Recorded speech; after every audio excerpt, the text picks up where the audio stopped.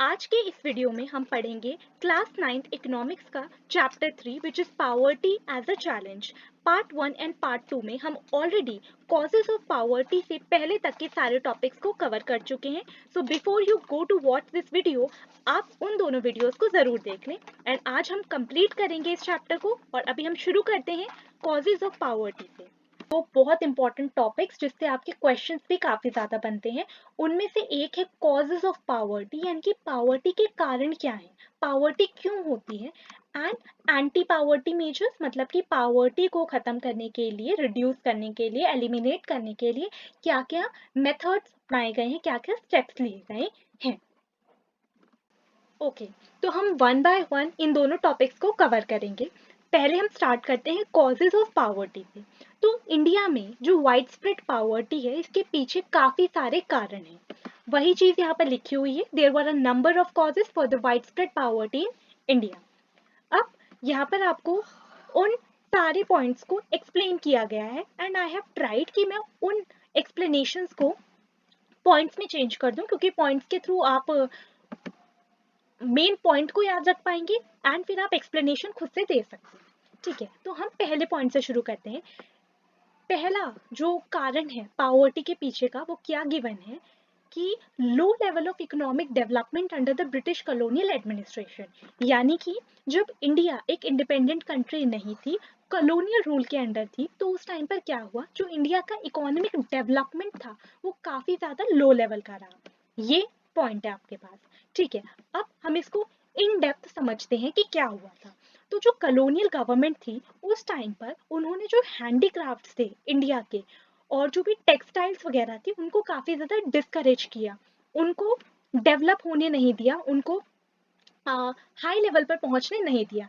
जबकि colonial rule के शुरू होने से पहले इंडिया की हैंडीक्राफ्ट इंडस्ट्री, टेक्सटाइल इंडस्ट्री वर परफॉर्मिंग रियली वेल, लेकिन इन्होंने अपने रूल के दौरान, अपने कॉलोनियल एरा के दौरान इन सारी चीजों को डिस्करेज किया। और यही चीज यहाँ पर भी गिवन है। साथ ही साथ the low rate of growth persisted until the 1980s। तो 1980s तक इंडिया 1947 को इंडिपेंडेंट हो गया था, लेकिन ये जो low level of economic development है, ये ब्रिटिश एरा से शुरू हुई, क्योंकि उन्होंने हैंडीक्राफ्ट्स को डिस्करेज किया। तब से लेकर ये सेम सिचुएशन चलती रही 1980s तक। इसीलिए जो इकोनॉमिक डेवलपमेंट है उसके कम होने की वजह से पावर्टी क्या होने लग गई, पावर्टी ज्यादा होने लग गई। तो एक रीजन हो गया ये। तो this resulted in less job opportunities and low growth rate of income. तो इकोनॉमिक डेवलपमेंट कम हुई, जिसकी वजह से ज्यादा जॉब अपॉर्चुनिटीज नहीं थी। जब इकोनॉमी डेवलप करती है तभी वहां पर वेरियस अपॉर्चुनिटीज भी मिलती हैं। तो जब इकोनॉमिक डेवलपमेंट लो लेवल पे थी तो जॉब अपॉर्चुनिटीज भी कम थी, लोगों की इनकम भी उतनी नहीं थी।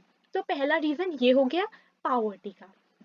अब हम चलते हैं दूसरे रीजन पर, which is high growth rate of population. इसके बारे में कुछ ज्यादा एक्सप्लेनेशन नहीं दे रखी है, सिर्फ यहाँ पर यही बता रखा है कि जो पॉपुलेशन ग्रोथ रेट था वो भी काफी ज्यादा हाई था इंडिया में, इस वजह से भी पावर्टी ज्यादा होने लग गई। अब first point and second point को इन्होंने कनेक्ट करते हुए भी समझाया है। क्या एक्सप्लेनेशन है कि जब इकोनॉमिक डेवलपमेंट लो थी इंडिया में, ठीक है, जो भी रीजन से हमने पढ़े किस वजह से, साथ ही साथ इंडिया का जो पॉपुलेशन ग्रोथ रेट था वो काफी ज्यादा हाई था।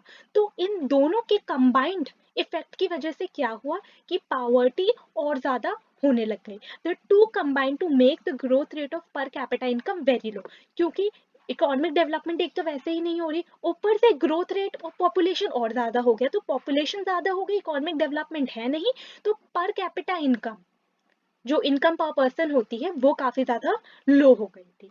ठीक है, the failure of both the fronts, promotion of economic growth and population control, perpetuated the cycle of poverty. तो इन दोनों को इन्होंने साथ में लेकर भी आपको समझाया कि किस तरीके से पावर्टी और ज्यादा इंक्रीज हुई। आई होप आपको ये दोनों पॉइंट्स क्लियर होंगे एंड साथ ही में जो इनका कंबाइंड इफेक्ट बताया है पावर्टी पर, वो भी क्लियर होगा। ठीक है, थर्ड पॉइंट है unable to find proper jobs in cities. इस पॉइंट में आपको क्या बताया गया है, देखिए, काफी सारे लोग क्या कर रहे थे, वो एग्रीकल्चर में इन्वॉल्व थे। मैं आपको इसको एक एक करके एक्सप्लेन करती हूँ कि यहाँ पर किस तरीके से सब कुछ हुआ। सबसे पहले लोग एग्रीकल्चर में इन्वॉल्व थे, ठीक है, उसके बाद क्या हुआ, कुछ लोगों ने सोचा कि हम लोग एग्रीकल्चर से निकलकर बाहर जॉब ढूंढने जाते हैं। ओके, तो जब वो बाहर जॉब ढूंढने निकले, वो सिटीज वगैरह में आए, तो सिटी में उनको प्रॉपर जॉब्स नहीं मिली। ठीक है, जिस तरीके की उनको जॉब्स चाहिए थी वो जॉब्स उनको नहीं मिल पाए उन जॉब सीकर्स को। तो अल्टीमेटली उन्होंने क्या किया, वो काम करने लग गए as rickshaw pullers, vendors, construction workers. इस तरीके के काम उन्होंने शहरों में करना शुरू कर दिया। ठीक है, तो उसकी वजह से क्या हो गया कि a rural phenomenon also became the feature of the urban sector। यानी कि जो रूरल एरिया में जिस तरीके की पावर्टी चल रही थी, क्योंकि वहां से लोग अब सिटीज में आ गए और जब उनको काम नहीं मिला तो उन्होंने ये सारे काम करने शुरू कर दिए, तो अर्बन सेक्टर में भी पावर्टी आने लग गई। यहाँ पर आपको वही एक्सप्लेन कर रखा है, देखिए कि ग्रीन रिवॉल्यूशन आया जिसकी वजह से एग्रीकल्चरल सेक्टर में काफी सारी जॉब अपॉर्चुनिटीज आई। ठीक है, लेकिन ग्रीन रिवॉल्यूशन का जो रिजल्ट था, जो ग्रीन रिवॉल्यूशन का इम्पैक्ट रहा, वो सारे स्टेट्स में सेम नहीं रहा। कुछ पार्ट्स ऐसे भी थे जहां पर इसकी वजह से काफी ज्यादा हाई लेवल के पॉजिटिव रिजल्ट्स नहीं निकल कर आए, but the effects were limited to some parts of India. Okay, the industries both in the public and the private sector did provide some jobs। तो public sector से and private sector से कुछ jobs मिल रही थी, but वो jobs इतनी नहीं थी जितने जॉब सीकर्स थे, यानी कि जितने लोगों को जॉब चाहिए वो काफी ज्यादा थे कंपेयर टू जितनी जॉब अपॉर्चुनिटी थी प्राइवेट एंड पब्लिक सेक्टर्स के थ्रू मिल रही थी। ठीक है, अब जब उन लोगों को प्रॉपर काम नहीं मिला सिटीज में, ठीक है, तो उन्होंने क्या करना शुरू कर दिया, as rickshaw pullers and all this इन्होंने काम करना शुरू कर दिया। फर्दर क्या हुआ, अब क्योंकि वो ये सारी जॉब्स कर रहे थे तो यहाँ पर इनकी इनकम कुछ ज़्यादा हाई नहीं थी, वो भी इरेगुलर इनकम्स थी, तो ये एक्सपेंसिव हाउसेस को अफोर्ड नहीं कर सकते थे। अब जब वो एक्सपेंसिव हाउसेस को अफोर्ड नहीं कर सकते थे तो इन्होंने सिटीज़ के ही आउटस्कर्ट्स में, सिटीज़ के ही बाहर का जो रीजन है वहाँ पर स्लम्स बना के रहने लग गए, और इस तरीके से शहरों में भी शुरू हो गई पावर्टी। वही जो मैंने आपको एक्सप्लेन करा, एक फिनोमिना जो रूरल सेक्टर में था वो अब स्प्रेड हो गया अर्बन सेक्टर में भी। आई होप आपको ये पूरा पॉइंट, इसमें जिस तरीके से साइकिल चली आई वो पूरा क्लियर रहा होगा। अब हम चलते हैं नेक्स्ट पॉइंट पर, which is unequal distribution of land and other resources. Okay, तो यहाँ पर क्या है, यहाँ पर बताया गया आपको कि another feature of high poverty rate has been the huge income inequalities. देखिए क्या होता है कि जब अनइक्वल डिस्ट्रीब्यूशन ऑफ लैंड था, यानी कि जो लैंड और बाकी के इंपॉर्टेंट रिसोर्सेज थे जो ग्रोथ करने के लिए ज़रूरी हैं, वो सब लोगों के पास इक्वल नहीं थे। ठीक है, किसी के पास लैंड ज़्यादा है, किसी के पास कम है, कुछ लैंडलेस ही थे, कुछ के पास तो लैंड ही नहीं था। ठीक है, तो अब उसकी वजह से उनकी इनकम में भी इनइक्वालिटीज आई। ऑब्वियसली जिनके पास लार्ज लैंड एरियाज थे, जैसे हमने चैप्टर 2 में भी पढ़ा, उनकी इनकम काफ़ी ज़्यादा हाई थी। जो लैंडलेस लेबरर्स थे उनको दूसरों के वहाँ एग्रीकल्चरल फील्ड में काम करना पड़ रहा था, उनकी इनकम काफ़ी ज़्यादा लो थी और वो भी इरेगुलर थी। ठीक है, तो अनइक्वल डिस्ट्रीब्यूशन की वजह से इनकम में भी इनइक्वालिटीज आ गई, तो इस वजह से भी पावर्टी और ज़्यादा इंक्रीज हो गई। ठीक है, तो यहाँ पर यही बता रखा है कि another feature of high poverty rate has been the huge income inequalities. और ह्यूज इनकम इनइक्वालिटीज क्यों हुई थी, क्योंकि डिस्ट्रीब्यूशन ऑफ लैंड और अदर रिसोर्सेज अनइक्वल था। यहाँ पर फिर आपको फर्दर यही एक्सप्लेन किया गया है कि ये जो distribution of land and other resources है, इनको इक्वल करने के लिए, मतलब कि सबके पास इक्वली हो, ये करने के लिए काफ़ी सारी पॉलिसीज लाई गई थी, मेजर पॉलिसी इनिशिएटिव्स लिए गए which aimed at redistribution of assets in rural areas। लेकिन इनका प्रॉपरली इम्प्लीमेंटेशन नहीं हो पाया, जिसकी वजह से जो अचीव करना चाहते थे, यानी कि इक्वल डिस्ट्रीब्यूशन जो अचीव करना चाहते थे वो अचीव नहीं हो पाया। अब अल्टीमेटली प्रॉब्लम वही रही, इक्वल डिस्ट्रीब्यूशन अचीव नहीं हो पाया, तो प्रॉब्लम थी क्या, अनइक्वल डिस्ट्रीब्यूशन। अनइक्वल डिस्ट्रीब्यूशन की वजह से इनकम इनइक्वालिटीज, और जिसकी वजह से पावर्टी। ओके, ये हो गया आपका फोर्थ पॉइंट। यहाँ पर आपको वही सब एक्सप्लेन कर रखा है। अगर ये पॉलिसीज अच्छे से इम्प्लीमेंट हो जाती तो शायद काफी सारे जो पुअर्स हैं उनकी सिचुएशन इम्प्रूव हो पाती, लेकिन ये पॉलिसीज इतनी इफेक्टिव नहीं रह पाई। ठीक है, अब फिफ्थ पॉइंट में हम लोगों ने बात करी है सारे socio cultural and economic factors की, यानी कि जितने भी अदर फैक्टर्स रिस्पॉन्सिबल है हमारी पावर्टी के लिए। अब इसमें इन्होंने क्या क्या बता रखा है, पहला इन्होंने बोला है सोशल ऑब्लिगेशन। कई बारी जो पुअर लोग हैं वो क्या करते हैं, वो अपने सोशल ऑब्लिगेशंस को फुलफिल करने के लिए काफ़ी सारा पैसा खर्च कर देते हैं। In order to fulfil social obligations and observe religious ceremonies, people in India including the very poor, जो काफ़ी ज़्यादा पुअर भी हैं, जो अफोर्ड नहीं कर सकते, they also spend a lot of money. ठीक, आगे यहाँ पर बात की गई है स्मॉल फार्मर्स के बारे में। तो जैसा हमने प्रीवियस चैप्टर्स में भी पढ़ रखा है कि जो स्मॉल फार्मर्स होते हैं उनको अपने एग्रीकल्चरल इनपुट्स जैसे कि सीड्स, फर्टिलाइजर, पेस्टिसाइड्स, इन सारी चीज़ों को खरीदने के लिए, क्योंकि वो स्मॉल फार्मर्स होते हैं, वो अपनी जो भी उनका आउटपुट होता है उसका एक प्रपोर्शन अपने पास रखते हैं एंड बाकी का सेल कर देते हैं। लेकिन उनका आउटपुट इतना नहीं होता कि उनको काफ़ी ज़्यादा अच्छे पैसे मिलें, काफ़ी ज़्यादा उनकी हाई इनकम हो पाए, तो उनकी सेविंग्स भी लो रहती हैं।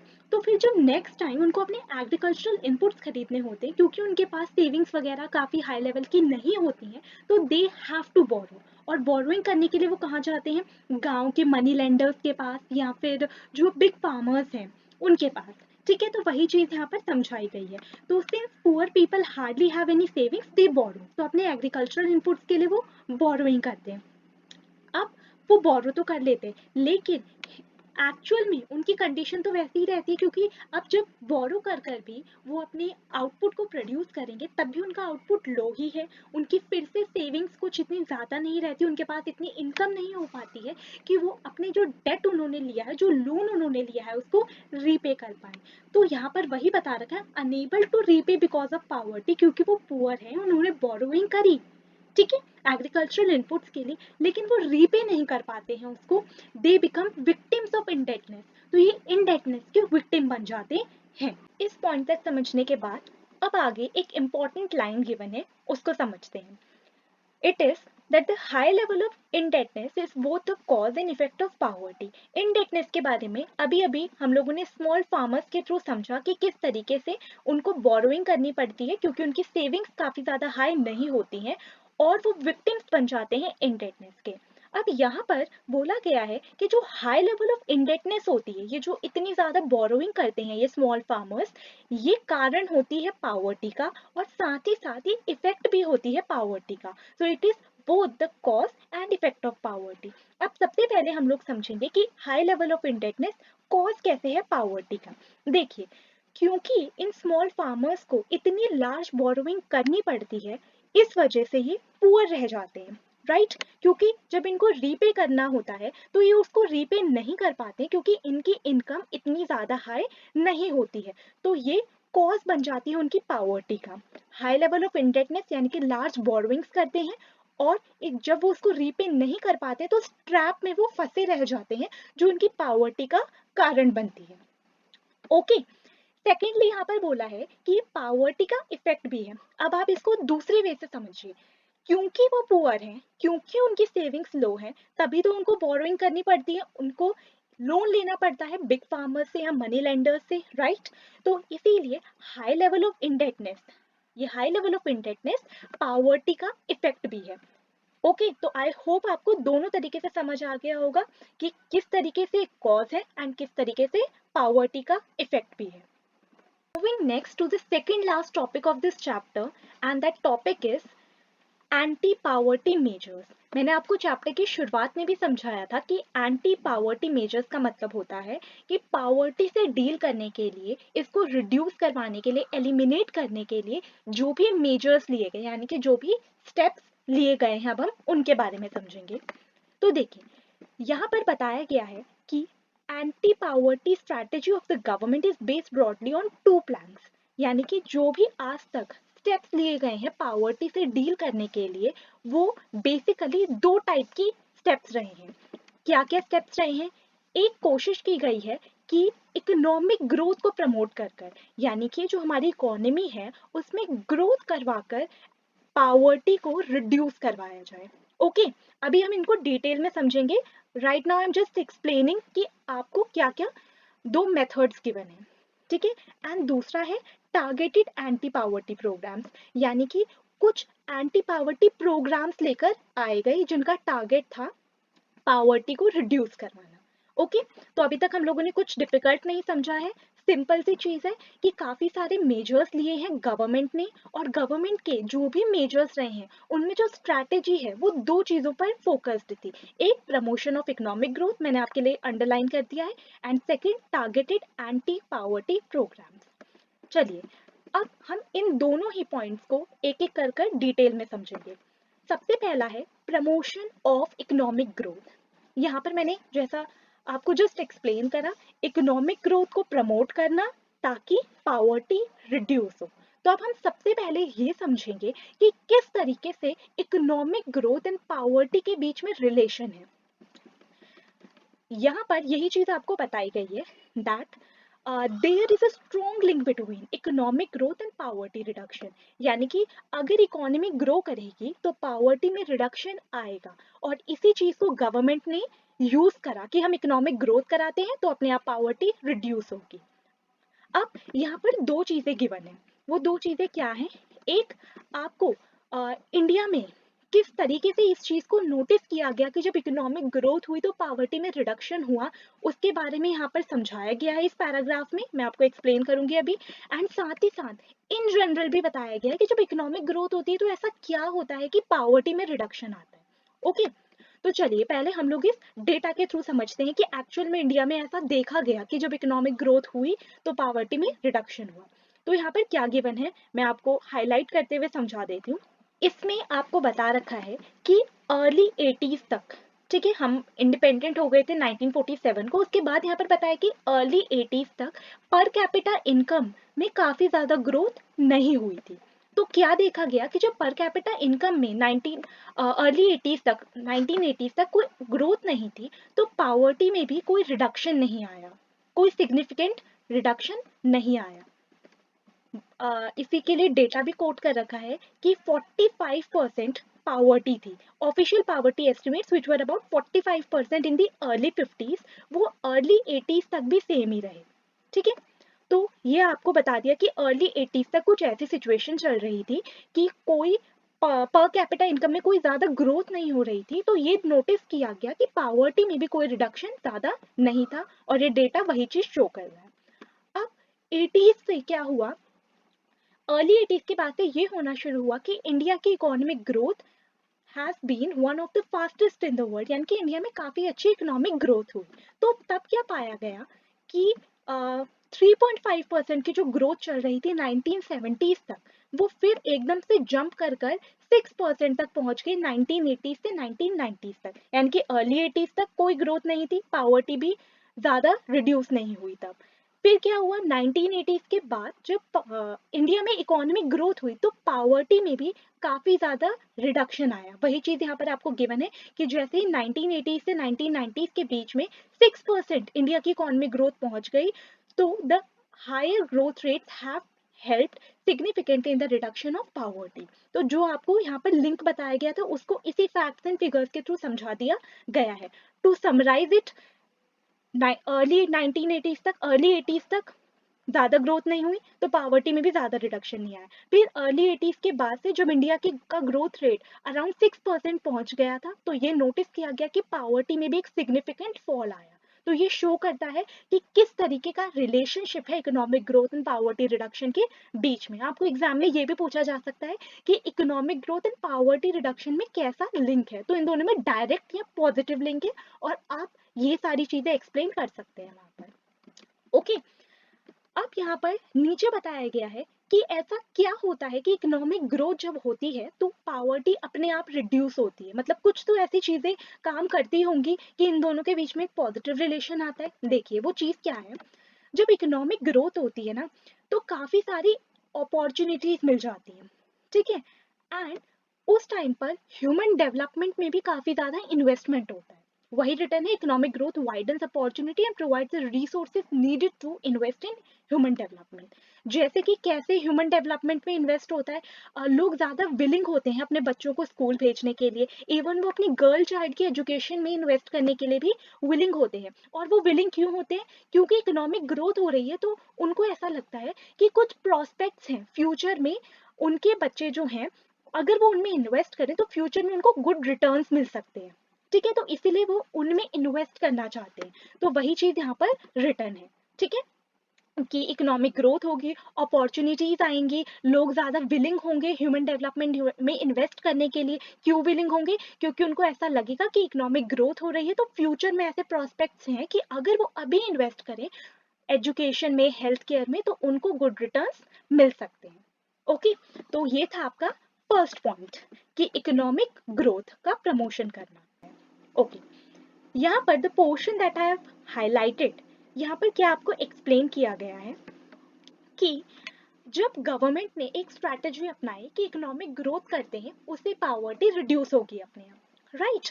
तो फिर गवर्नमेंट ने दूसरी स्ट्रैटेजी को भी क्यों यूज करा, जिसके बारे में मैंने आपको ऊपर एक्सप्लेन करा था, which is targeted anti poverty measures. Okay, तो क्या ऐसी नीड थी, क्या ऐसी जरूरत थी कि उस स्ट्रैटेजी के अलावा एक दूसरी स्ट्रैटेजी भी यूज की गई, उसी के बारे में यहाँ पर आपको एक्सप्लेन किया गया है। मैं आपको इसका एक्सप्लेनेशन सिंपल वर्ड्स में समझा देती हूँ। यहाँ पर क्या रिटर्न है कि जो इकोनॉमिक ग्रोथ होती है ना, उसका एडवांटेज, उसका डायरेक्ट एडवांटेज जो होता है, वो सोसाइटी के सभी सेक्शंस को इक्वली नहीं मिल पाता है कई बार, और स्पेशली जो पुअर होते हैं। तो वही चीज यहाँ पर रिटर्न है, the poor may not be able to take direct advantage from the opportunities created by economic growth. तो इकोनॉमिक ग्रोथ की वजह से जो एडवांटेज मिलते हैं, जो अपॉर्चुनिटीज क्रिएट होती हैं, उसका डायरेक्ट बेनिफिट पुअर जो पीपल है उनको नहीं मिल पाता है। ओके, फर्दर ये भी देखा गया कि एग्रीकल्चरल सेक्टर में जितनी एक्सपेक्टेड ग्रोथ थी, उतनी नहीं हो रही थी इकोनॉमिक ग्रोथ करवाने के बावजूद भी। ओके, तो यानी कि जो गवर्नमेंट ने अप्रोच यूज करा था कि इकोनॉमिक ग्रोथ से पावर्टी रिड्यूस होगी, लेकिन तब भी जो एग्रीकल्चरल सेक्टर है उसमें एक्सपेक्टेड ग्रोथ से कम ग्रोथ हो रही थी। तो ये भी एक रीजन था। एंड अगर आप समझ पा रहे हो, हमने जितने भी प्रीवियस चैप्टर्स पढ़े उससे भी आप रिलेट कर पाएंगे कि ज्यादातर जो पुअर होते हैं वो कहाँ पर होते हैं? विलेज में होते हैं, विलेजेस में होते हैं, राइट?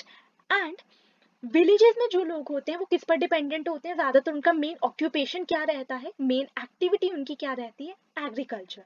तो जैसा मैंने आपको एक्सप्लेन करा कि जब एग्रीकल्चर सेक्टर में एक्सपेक्टेड ग्रोथ से कम ग्रोथ हो रही थी, एंड जो जहाँ पर मेजरली जो पुअर पीपल हैं वो कहाँ रह रहे हैं? विलेजेस में। और विलेज में जो लोग हैं वो डिपेंडेंट है एग्रीकल्चर पर। तो जब एग्रीकल्चर में ही ग्रोथ नहीं हो रही है, तो जो विलेज में पुअर हैं उनकी कंडीशन कैसे सुधरेगी? वहां पर पावर्टी का रिडक्शन कैसे होगा? ठीक है, तो ये सोचा गया कि हमें कुछ ऐसा करना चाहिए। गवर्नमेंट ने ये प्लान किया कि हमें जो ये सोसाइटी के ये जो लोग हैं जिनको इकोनॉमिक ग्रोथ की वजह से डायरेक्ट एडवांटेज नहीं मिल पा रहा है, हम इनके लिए टारगेटेड कुछ एंटी पावर्टी प्रोग्राम्स लेकर आते हैं। मतलब कि कुछ ऐसे एंटी पावर्टी प्रोग्राम्स जो इन लोगों को ही पर्टिकुलरली टारगेट करेंगे, और यहाँ पर इस तरीके के प्रोग्राम्स लाए जाएंगे कि ये जो पुअर पीपल हैं जिनको डायरेक्टली बेनिफिट नहीं मिल पा रहा है, इनको बेनिफिट मिले इन प्रोग्राम्स के थ्रू, और इनके यहाँ पर भी पावर्टी रिडक्शन हो। तो आई होप आपको इतना क्लियर रहा होगा कि क्यों दूसरी स्ट्रैटेजी की भी जरूरत पड़ी। ओके, तो if a question comes in the exam in this form और किसी भी और तरीके से कि क्यों जरूरत पड़ी दूसरे अप्रोच की, तो यू कैन राइट दिस। और अगर आपको मेरी एक्सप्लेनेशन समझ आ गई हो तो you can write it in your own words also. Okay, चलिए अब मैं आपको एक्सप्लेन कर देती हूँ सेकंड मेथड, जिसके बारे में हम लोग अभी तक थोड़े थोड़े डिस्कशंस के थ्रू समझते हुए आए हैं। चलिए, तो सेकंड मेथड क्या है? Targeted anti poverty programmes. क्यों इन पावर्टी प्रोग्राम्स को लाया गया, एंटी पावर्टी प्रोग्राम्स को लाया गया, मैंने आपको एक्सप्लेन कर दिया। ठीक है, अब यहाँ पर मैं आपको एक ओवरव्यू दे देती हूँ कि हम इनमें क्या पढ़ने वाले हैं। तो इस सेकंड अप्रोच में जो गवर्नमेंट ने यूज करा, इसमें हम कुछ प्रोग्राम्स पढ़ेंगे। जैसा आपको नाम से पता ही चल रहा है कि कुछ टारगेटेड एंटी पावर्टी प्रोग्राम्स थे, यानी कि उन पर्टिकुलरली उन लोगों को जिनको डायरेक्ट एडवांटेज नहीं मिल रहा था, उनको टारगेट करते हुए एंटी पावर्टी प्रोग्राम्स थे। तो यहाँ पर आपको कुछ 6 प्रोग्राम्स दे रखे हैं, मैंने आपके लिए उनको हाईलाइट भी कर दिया है एंड आप इजीली समझ पाए इसलिए मार्क भी कर दिया है। चलिए, तो यहाँ पर हम कैसे समझेंगे? यहाँ पर 6 प्रोग्राम्स हैं, हम उनके बारे में पढ़ेंगे। और हर प्रोग्राम में मैं आपको क्या समझाऊंगी? 2 चीजें आपको हर प्रोग्राम में समझनी होगी। एक, कि वो प्रोग्राम आया कब, ओके, एंड दूसरा, उसका एम क्या था, गवर्नमेंट उसके थ्रू किनको टारगेट कर रही थी, और गवर्नमेंट उसके थ्रू क्या करना चाह रही थी। ओके, तो सबसे इम्पोर्टेंट जहाँ से सबसे ज़्यादा क्वेश्चन आते हैं और आप अपनी फर्दर क्लासेस में भी इस प्रोग्राम के बारे में पढ़ेंगे, तो सबसे पहला प्रोग्राम है Mahatma Gandhi national rural employment guarantee act, ठीक है, जिसे एमजी नरेगा के नाम से भी जाना जाता है। तो फर्स्टली हम इसके बारे में पढ़ेंगे। देखिए, तो ये वाला जो प्रोग्राम था ये कब आया, ये आया 2005 में, 2005 में आया। ओके, साथ ही साथ इसमें मैंने जैसे आपसे कहा कि हम एम पढ़ेंगे। एम क्या था इसमें कि 100 days of ways employment provide कराना टू एवरी हाउस होल्ड, यानी कि हर हाउस होल्ड को 100 days of ways employment provide कराना, यानी कि 100 दिनों तक उनको रोजगार प्रोवाइड करवाना, वो काम करेंगे और उसके बदले उनको वेजेस पे किए जाएंगे। ये इसका एम था। तो बेसिकली यहाँ पर क्या था कि जिन लोगों के पास एम्प्लॉयमेंट नहीं है तो उनको इस प्रोग्राम के थ्रू एम्प्लॉयमेंट प्रोवाइड करवाई जाएगी मैक्सिमम 100 डेज की, एंड वहाँ पर उनको उनके काम के बदले वेजेस दिए जाएंगे ताकि वो अनएम्प्लॉयड ना रहें, कुछ अर्न कर सकें। ओके, क्यों किया गया था ऐसा? To ensure livelihood security in rural area. ठीक है, आगे इसी प्रोग्राम से रिलेटेड कुछ फैक्ट्स एंड फिगर्स मेंशन्ड है, और आप कह सकते हैं कि इससे रिलेटेड कुछ फीचर्स मेंशन्ड है कि इस प्रोग्राम में क्या क्या किया गया। फर्स्ट ऑफ ऑल, इस प्रोग्राम के अंडर 1/3 ऑफ द जॉब्स, यानी कि जितनी भी टोटल जॉब्स प्रोवाइड करवाई जा रही थी उनमें से 1/3 को वुमेन के लिए रिजर्व कर दिया गया। फॉर एग्जाम्पल, अगर इस प्रोग्राम के अंडर 100 जॉब्स प्रोवाइड करवाई जा रही हैं तो उनमें से 1/3 को कहा गया कि इनमें से जो 1/3 जॉब है वो सिर्फ विमेन वर्कर्स को ही दी जाएंगी, वही इस पर काम करेंगी। ओके, ऐसा इसलिए किया गया ताकि विमेन वर्कर्स को भी एनकरेजमेंट मिल सके, उनका भी पार्टिसिपेशन बढ़ाया जा सके। सेकेंड है कि the scheme provided employment to 220 crore percentage, इतनों को एम्प्लॉयमेंट प्रोवाइड करी, और to 4.7 crore to 4.78 crore households, इतने हाउस होल्ड्स को। देन थर्ड पॉइंट है कि जो शेयर रहा SC ST and women percentage का इस स्कीम में, इस प्रोग्राम में, वो कितना रहा? SC के लिए 23, ST के लिए 17 and women percent days in the scheme रहे 53%। ओके, नेक्स्ट है हमारे पास यहाँ पर जो एवरेज वेज दिया जा रहा था उसके बारे में हम बात करें। एवरेज वेज है, ये एग्जैक्ट वेज के बारे में बात नहीं कर रहे। ऑन एन एवरेज जो वेज दिया जा रहा था वो 2006-07 में 65 रुपीज हुआ करता था, उसको इंक्रीज करवाकर 132 कर दिया गया बाय 2013-14। ठीक है, ओके, तो यानी कि एवरेज वेज में भी ओवर द टाइम इंक्रीज हुआ है। नेक्स्ट क्या मेंशन्ड है आपके लिए, wage rate for unskilled manual workers has been revised. तो जो अनस्किल्ड मैनुअल वर्कर्स हैं, जिनके पास पर्टिकुलरली किस तरीके की स्किल्स नहीं है, उनके लिए भी वेज रेट को रिवाइज किया गया है। State wise, the range of wage rate for different states and union territories lies in the between.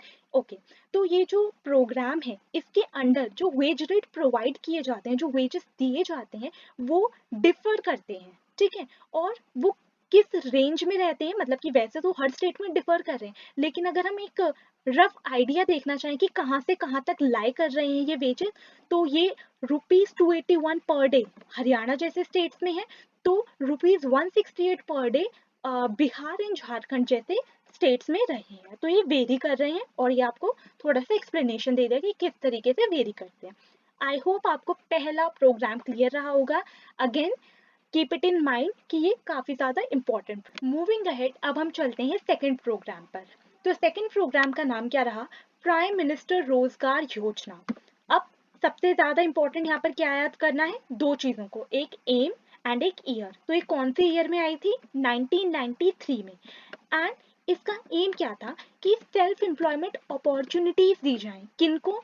Educated unemployed youth को रूरल एरियाज में एंड स्मॉल टाउन में। सिंपली जो रूरल एरियाज हैं and जो स्मॉल टाउन हैं, छोटे छोटे शहर हैं, वहां पर जो भी एजुकेटेड अनएम्प्लॉयड यूथ हैं, यानी कि वो पढ़े लिखे हैं लेकिन अनएम्प्लॉयड हैं, उनको क्या प्रोवाइड करवाना? सेल्फ एम्प्लॉयमेंट अपॉर्चुनिटीज, यानी कि अपना खुद का काम शुरू कर सके ऐसी अपॉर्चुनिटीज प्रोवाइड करवाना। ठीक है, इसमें सिर्फ इतना ही था मेनली, ज्यादा इलेबोरेशन फर्स्ट वाले के लिए दे रखा है, बाकी अब जितने भी बचे हुए हैं उनमें सिर्फ आपको ईयर एंड एम याद करना है। थर्ड जो प्रोग्राम रहा वो था रूरल एम्प्लॉयमेंट जनरेशन प्रोग्राम। नाम से ही समझ आ रहा है, रूरल एरियाज में एम्प्लॉयमेंट जनरेट करने के लिए प्रोग्राम। तो अगेन कौन से ईयर में आया? 1995 में। एम क्या रहा? To create self employment opportunities in rural areas and small town. तो यहाँ पर क्या था? सेल्फ एम्प्लॉयमेंट अपॉर्चुनिटीज क्रिएट करनी थी रूरल एरियाज में एंड स्मॉल टाउन्स में। अब आप कहेंगे कि ये दोनों प्रोग्राम्स तो सेम है, ये दोनों सेम है, बट आप एक डिफरेंस नोटिस किए, ये एजुकेटेड अनएम्प्लॉयड यूथ के लिए था पर्टिकुलरली, और यहाँ पर रूरल एरिया स्मॉल टाउन्स में जितने भी लोग हैं उनके लिए सेल्फ एम्प्लॉयमेंट अपॉर्चुनिटीज क्रिएट करने के लिए था। ठीक है, फोर्थ है हमारे पास स्वर्ण जयंती ग्राम स्वरोजगार योजना। ये भी काफी ज्यादा इंपॉर्टेंट है। तो अगेन ये कब आई? ये आई 1999 में। इसका एम क्या था, ये क्या टारगेट रखती थी? इसका एम ये था, the programme aims at bringing the assisted poor families above the poverty line. ठीक है, तो यहाँ पर एम क्या था कि जो भी फैमिलीज बिलो पावर्टी लाइन है, पावर्टी लाइन हम लोगों ने पार्ट 2 में ऑलरेडी बहुत ही डिटेल में समझ लिया है, तो अगर आपने वो वीडियो नहीं देखी है तो पहले पार्ट 1 एंड पार्ट 2 को देख कर आइएगा। ओके, तो यहाँ पर क्या था कि जो पावर्टी लाइन के नीचे जो भी फैमिलीज हैं, जो बिलो पावर्टी लाइन फैमिलीज हैं, उनको सेल्फ हेल्प ग्रुप्स में ऑर्गेनाइज करना। कैसे? बैंक क्रेडिट के थ्रू, एंड गवर्नमेंट भी उसमें कुछ सब्सिडी प्रोवाइड करवाएगी। सेल्फ हेल्प ग्रुप क्या होता है? जहाँ पर कुछ लोग अपना एक ग्रुप बनाते हैं, अपने आप को एक ग्रुप में ऑर्गेनाइज करते हैं, और वहां पर जरूरत पड़ने पर जो फंड्स होते हैं उनको आपस में यूज करने के लिए दिया जाता है। ठीक है, तो इसके लिए पैसे कहाँ से लिए जाते हैं? Through a mix of bank credit, bank से क्रेडिट लेकर, एंड गवर्नमेंट भी कुछ सब्सिडी दे रही थी इस प्रोग्राम के अंडर। ऑल राइट, नेक्स्ट है हमारे पास प्रधानमंत्री ग्रामोदय योजना। प्रधानमंत्री ग्रामोदय योजना यानी कि ग्रामोदय यानी कि जो विलेजेस हैं उनको उनके लेवल को इंक्रीज करना, वहां पर कुछ असिस्टेंस प्रोवाइड करवाना। तो ये कब लॉन्च हुई? ये लॉन्च हुई 2000 में। ठीक है, इसका एम क्या था? Additional central assistance is given to states. तो यहाँ पर क्या किया जा रहा था इस प्रोग्राम के अंदर? स्टेट्स को कुछ असिस्टेंस दी जा रही थी, कुछ मॉनिटरी असिस्टेंस दे रही थी, सेंट्रल गवर्नमेंट दे रही थी। क्या करने के लिए? ताकि वहां पर primary education, shelter, drinking water, electrification, ये जो बेसिक चीजें होती हैं उन जगहों पर ये प्रोवाइड करवाई जा सके। ठीक है, तो सिंपल सा है, सेंट्रल गवर्नमेंट असिस्टेंस दे रही थी स्टेट गवर्नमेंट को, ताकि वो आगे जो रूरल एरियाज है वहां पर ये सारी जो बेसिक फैसिलिटीज होती हैं, हेल्थ की, एजुकेशन की, पानी की, इलेक्ट्रिसिटी की, शेल्टर की, ये सारी फैसिलिटीज प्रोवाइड करवा सके, क्योंकि ये बेसिक चीजें हैं, अगर इन्हें लोगों को प्रोवाइड करवाया जाएगा तो वो पावर्टी से बाहर आ पाएंगे। ओके, नेक्स्ट एंड लास्ट जो प्रोग्राम यहाँ पर मेंशन्ड है, दैट इज अंत्योदय अन्न योजना। इसके बारे में आपको यहाँ पर कोई इलेबोरेशन नहीं दे रखा है, you just keep the name of this programme in your mind, and इसके बारे में हम फर्दर चैप्टर्स में पढ़ेंगे।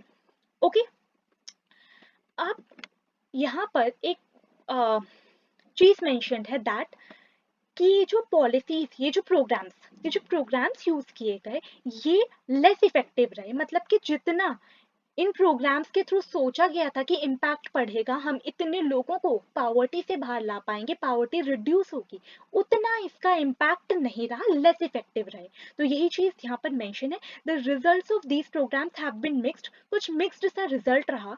ठीक है, और इसके लेस इफेक्टिवनेस के पीछे कुछ कारण थे, वही चीज मैंने आपके लिए लिख दी है, reasons behind less effectiveness of the programme. तो अब इसके लेस इफेक्टिव होने के पीछे कुछ कारण जो है वो हम पढ़ लेते हैं, जो मैंने आपके लिए अंडरलाइन करते हैं। देखिए, सबसे पहला है कि लैक ऑफ प्रॉपर इम्प्लीमेंटेशन, यानी कि प्रोग्राम प्रॉपरली इम्प्लीमेंट ही नहीं हुए। जिस तरीके से इनको इम्प्लीमेंट करवाना चाहिए था, जिस तरीके से इनको लोगों तक पहुंचाना चाहिए था, लोगों को इसका बेनिफिट मिलना चाहिए था, उस तरीके से इम्प्लीमेंट नहीं हुए। और राइट टारगेटिंग भी नहीं हुई, यानी कि जिनके लिए पर्टिकुलरली हमने कहा था कि टारगेटेड एंटी पावर्टी प्रोग्राम थे, तो जिनको टारगेट कर रहे थे वो भी ढंग से नहीं हो पाया। ठीक है, तो दो रीजंस हो गए, पहला प्रॉपर इम्प्लीमेंटेशन नहीं हुआ, लैक ऑफ राइट टारगेटिंग रहा, देन काफी सारी ऐसी स्कीम्स आ गई जो आपस में ओवरलैप कर रही थी, which is overlapping of schemes. ठीक है, तो उसकी वजह से भी कुछ क्योस क्रिएट हो गया। Lastly the benefits of these schemes are not fully reach to the deserving poor. तो जो पुअर इसको डिजर्व करते थे उनको पर्टिकुलरली, जिनको ये टारगेट कर रहा था, उनको इसके बेनिफिट्स नहीं मिल पाए। ठीक है, आप अभी भी देखते होंगे कि काफी सारे जो प्रोग्राम्स होते हैं वो बने किसी और के लिए होते हैं, लेकिन उन तक एक्चुअल में उसका जो बेनिफिट है वो नहीं पहुंच पाता है। जो और लोग हैं वो अलग अलग तरीकों का यूज कर कर खुद उन चीजों का बेनिफिट ले लेते हैं। ठीक है, तो यही सारी चीजें थी लेस इफेक्टिवनेस के पीछे इन प्रोग्राम्स के। तो आई होप आपको ये टॉपिक क्लियर रहा होगा। पावर्टी लाइन की तरह ये वाले एंटी पावर्टी मेजर्स भी इंपॉर्टेंट है। Anti poverty measures, causes and poverty line वाले जो टॉपिक्स हैं ये चैप्टर में वैसे तो सब इंपॉर्टेंट है, लेकिन ये ज्यादा इंपॉर्टेंट है। ठीक है, तो यू कैन कंसिडर कि मोस्ट इंपॉर्टेंट की कैटेगरी में आते हैं। एंटी पावर्टी मेजर्स समराइज कर लेते हैं। दो मेथड्स थे जो गवर्नमेंट ने यूज करे। एक पढ़ा प्रमोशन ऑफ इकोनॉमिक ग्रोथ, जिसमें हम लोगों ने किस चीज के बारे में बात करी, एक कि डेटा के थ्रू हमने देखा कि कैसे इकोनॉमिक ग्रोथ हुई तो पावर्टी में रिडक्शन हुआ। एक हम लोगों ने इन जनरल समझा कि जब इकोनॉमिक ग्रोथ होती है तो ऐसा क्या होता है कि पावर्टी रिड्यूस होती है। ठीक है, देन मैंने आपको यहाँ पर एक्सप्लेन कर दिया कि क्यों गवर्नमेंट को इकोनॉमिक ग्रोथ की जो स्ट्रैटेजी अपनाई थी पावर्टी रिड्यूस करवाने के लिए, उसके अलावा कुछ और प्रोग्राम्स भी लाने पड़े, वो हमने रीजन समझा। ठीक है, देन नेक्स्ट है हमारे पास सेकेंड स्ट्रैटेजी जो गवर्नमेंट ने यूज की थी एंटी पावर्टी प्रोग्राम्स की, जिसमें हम लोगों ने 6 प्रोग्राम्स पढ़े। हर में आपको क्या याद रखना है, कौन से ईयर में लॉन्च हुआ एंड उसका एम क्या था। और ये जो 6th प्रोग्राम था इसके बारे में आपको भी डिटेल्स गिवन नहीं है, तो हम आगे के चैप्टर में पढ़ेंगे। और लास्टली मैंने आपको इस टॉपिक में समझाया कि इसका कुछ मिक्स्ड सा रिजल्ट रहा इन प्रोग्राम्स का, और इनकी लेस इफेक्टिवनेस के पीछे के रीजंस हमने समझे।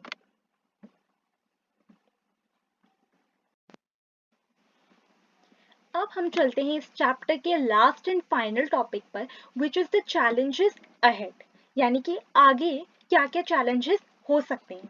तो जैसा हम चैप्टर की बिगनिंग से पढ़ते आ रहे हैं कि पावर्टी में एक्चुअल में काफी डिक्लाइन आया है, बट अभी भी काफी सारे चैलेंजेस बने हुए हैं, तो हमें उन पे भी फोकस करना है और पावर्टी को और फर्दर डिक्लाइन करवाना है। तो वही रिटर्न है कि poverty has certainly declined in India, poverty reduction remains India's most compelling challenge, यानी कि अभी भी काफी कुछ करने की जरूरत है पावर्टी को रिड्यूस करवाने के लिए। उसके अलावा सेकेंडली हमने यहाँ पे डिस्पैरिटीज के बारे में बात करी थी, जिसमें मैंने आपको बताया था कि इंटर स्टेट डिस्पैरिटीज होती हैं, यानी कि कुछ स्टेट्स ऐसे हैं जहाँ पर पावर्टी का लेवल काफी ज्यादा हाई है, जबकि कुछ में पावर्टी के लेवल में फॉल आया है। साथ ही साथ रूरल एंड अर्बन एरियाज में भी डिस्पैरिटी है, कहीं पर ज्यादा पावर्टी है, कहीं पर कम पावर्टी है। तो डिस्पैरिटीज के बारे में हमने बात करी। Even with in family disparities के बारे में भी हमने बात करी थी कि किस तरीके से फीमेल वर्कर्स को कम पे किया जा रहा है, जिसकी वजह से वो ज्यादा वल्नरेबल है, जबकि वहीं मेल काउंटर पार्ट्स को सेम काम के लिए ज्यादा पे किया जाता है। तो उस विद इन अ फैमिली भी वुमेन, इन्फेंट एंड ये जो एल्डरली पीपल हैं ये ज्यादा वल्नरेबल है टू पावर्टी। ठीक है, देन हम लोगों ने वही जो मैंने आपको जस्ट एक्सप्लेन करा, कुछ सोशल एंड कुछ इकोनॉमिक ग्रुप्स पढ़े थे। तो सोशल में मैंने आपको SC and ST house hold ज्यादा वल्नरेबल है ये समझाया था, एंड इकोनॉमिक ग्रुप्स में हम लोगों ने पढ़ा था कि किस तरीके से रूरल एरियाज में, अर्बन एरियाज में जो ग्रुप्स हैं वो वल्नरेबल टू पावर्टी रहते हैं। ठीक है, फिर हम लोगों को यहाँ पर क्या मेंशन कर रखा है, दे रखा है कि हाँ, पावर्टी में ये एक्सपेक्टेड है कि अगले 10 से 15 सालों में काफी ज्यादा डिक्लाइन आएगा, रिडक्शन होगा, लेकिन उसके लिए क्या जरूरी है कि क्या किया जाए। ये रिडक्शन 10 से 15 सालों में तभी पॉसिबल हो पाएगा अगर हाई इकोनॉमिक ग्रोथ हो। ठीक है, फ्री एलिमेंट्री एजुकेशन प्रोवाइड करवाई जाए, यानी कि एजुकेशन पे फोकस किया जाए, पॉपुलेशन ग्रोथ डिक्लाइन हो, ओके, एम्पावरमेंट ऑफ विमेन पे फोकस किया जाए, विमेन एम्पावरमेंट किया जाए डिफरेंट डिफरेंट एरियाज में अलग अलग तरीके से, एंड इकोनॉमिकली वीकर सेक्शंस जो हैं उन पर भी फोकस किया जाए, उनको भी एम्पावर करवाया जाए। फाइन, अब यहाँ पर बात की गई है, हमने पावर्टी के बारे में पढ़ा था कि पावर्टी को डिफाइन कैसे किया जा रहा था। तो हमने एक पावर्टी लाइन समझी थी जिसके बेसिस पर अगर किसी का इनकम लेवल इतना है या कंजम्पशन लेवल इतना है तो हम कहते थे कि ओके ये क्राइटेरिया को फुलफिल कर रहा है तो अबव पावर्टी लाइन है। अगर if the person fails to maintain that level तो वो बिलो पावर्टी लाइन आ रहा था, राइट। वो हम लोगों ने यहाँ पर समझा था। लेकिन यहाँ पर ये कहा गया है the official definition of poverty however captures only a limited power part of what poverty really means to people. Poverty की डेफिनेशन तो दे दी, लेकिन एक्चुअल में पॉवर्टी का मतलब उससे कहीं ज्यादा है। वही चीज जो मैंने आपको एक्सप्लेन करी यहाँ पर रिटन भी है, that it is about the minimum subsistence level of living rather than a reasonable level of living. यानी कि कुछ बेसिक चीजें होती हैं जो अवेलेबल होनी चाहिए। अगर कोई फैमिली, कोई पर्सन वो अफोर्ड कर पा रहा है, अगर वो सारी चीजें अरेंज कर पा रहा है, तब उसको डिक्लेयर करना चाहिए कि वो अबव पावर्टी लाइन है या बिलो पावर्टी लाइन है, रादर देन कि हम कुछ reasonable level of living set कर कर बोलें कि वो पुअर है या नहीं है। ठीक है, तो उससे ज्यादा कुछ पावर्टी है। जो डेफिनेशन डिफाइन कर रही है पावर्टी को जिस वे में, जो एक्चुअल में पुअर पीपल है उनके लिए पावर्टी उस डेफिनेशन से कुछ अलग एक्चुअल में होती है। ठीक है, तो यहाँ पर 6th पॉइंट में मैंने आपके लिए इनको पॉइंटर्स में कन्वर्ट कर रखा है just to make it simple for you. तो यहाँ पर क्या बोला गया है कि काफी सारे स्कॉलर्स भी यही चीज बोलते हैं कि हमें जो पावर्टी का कॉन्सेप्ट है उसको ब्रॉडन करना चाहिए, यानी कि उसको थोड़ा सा वाइडन करना चाहिए इस कॉन्सेप्ट को। किसमें? हमें इसको ह्यूमन पावर्टी के कॉन्सेप्ट में ब्रॉडन करना चाहिए।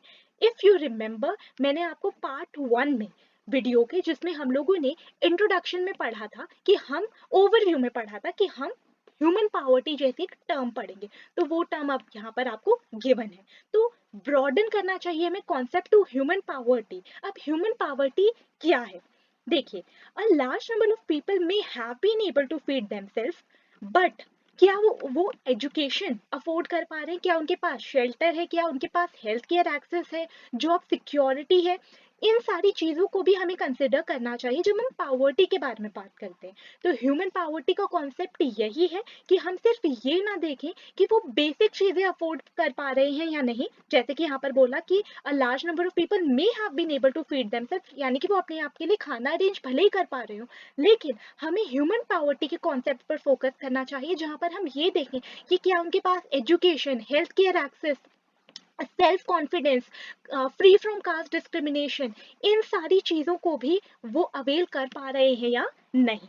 ओके, तो इसको एक ब्रॉड कॉन्सेप्ट बनाना चाहिए। ब्रॉड कॉन्सेप्ट कैसे बनाना चाहिए? ह्यूमन पावर्टी को इंट्रोड्यूस करवाकर। ठीक है, तो आपको यहाँ पर यही सारी चीजें एक्सप्लेन्ड हैं जो मैंने आपको बता दी।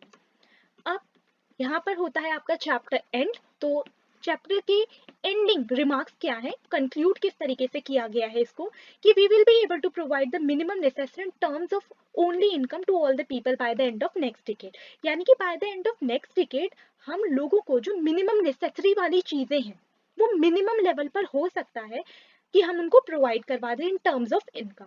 लेकिन हमारे पास और भी काफी सारे चैलेंजेस हैं, जैसे कि टॉपिक का नाम है चैलेंजेस अहेड। तो bye the end of the decade भले ही उनको ये बेसिक चीजें प्रोवाइड करवा दी जाए, लेकिन मेन टारगेट क्या होना चाहिए और जो बड़े चैलेंजेस हैं वो क्या है कि सबको हेल्थ केयर मिले, सब एजुकेटेड हो, सबके पास जॉब सिक्योरिटी हो, जेंडर इक्वालिटी हो, इन अ वे कि जब सेम काम के लिए जो मेल को पे किया जा रहा है वही फीमेल वर्कर्स को भी पे किया जाए, एंड पुअर पीपल जो है वो भी डिग्निटी के साथ रह पाए। तो ये सारे चैलेंजेस फ्यूचर में रहने वाले हैं। ठीक है, तो सिर्फ पावर्टी को एलिमिनेट करने के लिए बेसिक चीजें प्रोवाइड करवाना ये पॉसिबल हो सकता है bye the end of next decade, लेकिन फ्यूचर में और जो चैलेंजेस रहते हैं पावर्टी को खत्म करने के लिए वो ये सारे होंगे, and these will be even bigger task. तो इसके ही साथ आपका ये चैप्टर खत्म होता है। To summarise this chapter for you, मैंने इस चैप्टर को 3 पार्ट्स में अपलोड किया है और वीडियोस काफी ज्यादा लंबी नहीं है, तो आप उन तीनों पार्ट्स को देख सकते हैं अपनी कन्वीनियंस के अकॉर्डिंग। तो मैं आपके लिए उन तीनों वीडियोस को यहाँ पे कंक्लूड कर देती हूँ और चैप्टर का एक तरीके से आपको कंक्लूजन बता देती हूँ। यहाँ पर हम लोगों ने पावर्टी एज अ चैलेंज में सबसे पहले ओवरव्यू में पढ़े थे कुछ पॉइंट्स, जिन पे हमने कहा कि हम पूरे चैप्टर में डिस्कशन करेंगे। ठीक है, तो इन्हीं पॉइंट्स को हमने पूरे चैप्टर में डिस्कस करा। इंट्रोडक्शन वाज वेरी सिंपल, जहाँ पे सिर्फ आपको ये ध्यान रखना है कि 11-12 के डेटा के according every 5th person in India is poor. Okay, और इंडिया में काफी ज्यादा लार्ज कॉन्सेंट्रेशन है पुअर पीपल का, तो ये शो करता है कि कितना सीरियस चैलेंज है। यहाँ पर हम लोगों ने टिपिकल केसेस पढ़े पावर्टी के दो, एक अर्बन केस जिसमें हमने राम सरन की स्टोरी को समझा था, आई एक्सप्लेन्ड इट टू यू, बहुत ही अच्छे से आपको एक्सप्लेन किया गया था, तो आप उस वीडियो में समझ सकते हैं।